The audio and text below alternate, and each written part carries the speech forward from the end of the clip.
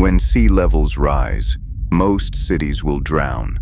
But one type of city is designed to float, and it doesn't need land to survive. What if the most powerful cities of the future don't stand on Earth at all? This isn't science fiction. It's not a billionaire fantasy. Governments are already funding it. Architects are already designing it. And by the end of this video, you'll understand why floating cities may become the last safe places on Earth. But there's one question no one is asking. If a city can float above the crisis, who gets invited on board? Welcome to the urban megaverse, a place where cities don't just grow, they evolve. Where the future isn't imagined, it's engineered. Every episode explores a new city, but together, they form one world. Let's be clear. This video is about floating cities, massive, self-sustaining urban systems built on water, not boats, not oil rigs. Entire neighborhoods, powered by renewable energy, producing their own food, recycling their own water, designed to survive rising oceans.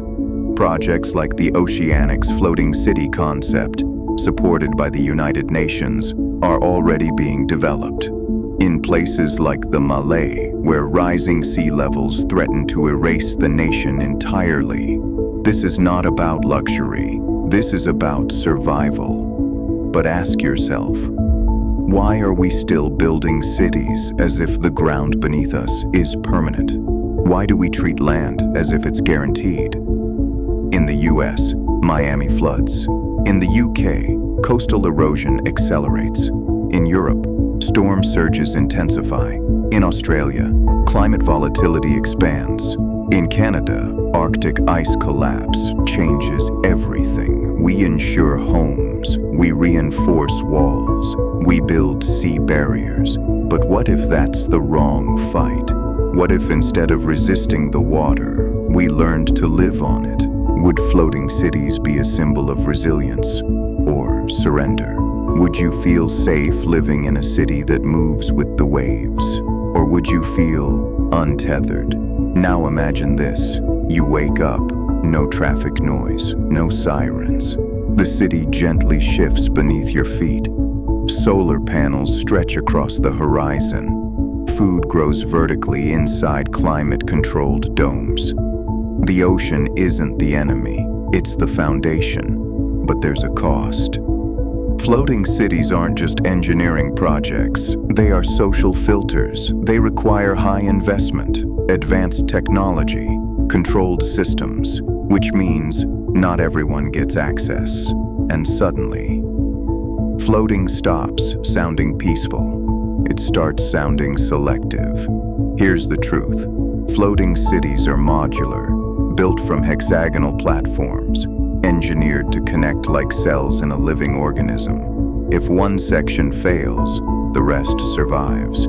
If a storm hits, the city absorbs the shock. No rigid foundation, no single point of collapse. They're inspired by oil platforms, by naval engineering, by Dutch water management expertise. The Netherlands, a nation that has battled the sea for centuries, is already building floating neighborhoods because they understand something most countries don't. The ocean always wins, so instead of fighting it, they adapt. Floating cities could run entirely on solar and tidal power, desalinate seawater for drinking, grow food in hydroponic farms, recycle nearly all waste, expand infinitely by adding modules. For Western audiences, this taps into two deep psychological drivers: security, innovation, the fear of collapse, and the hope of technological salvation. It feels like control. But here's the twist.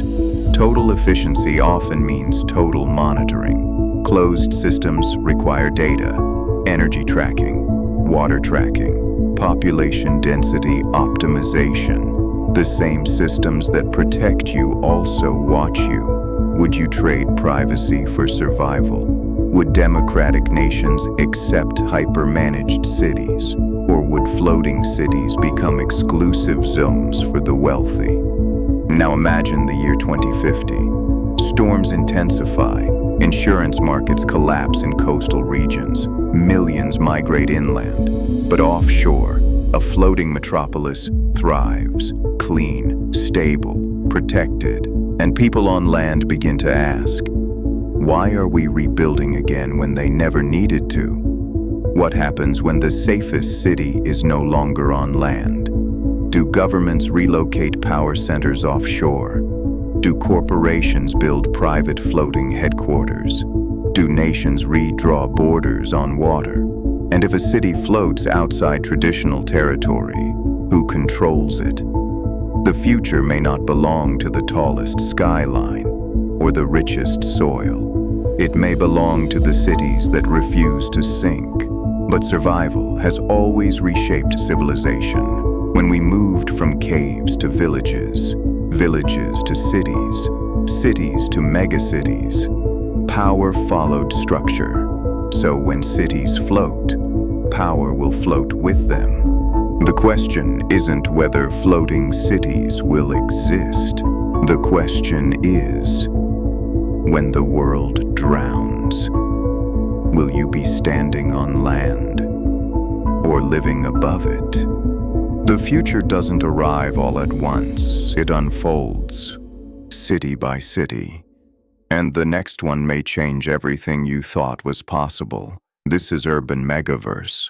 We'll see you in the next evolution.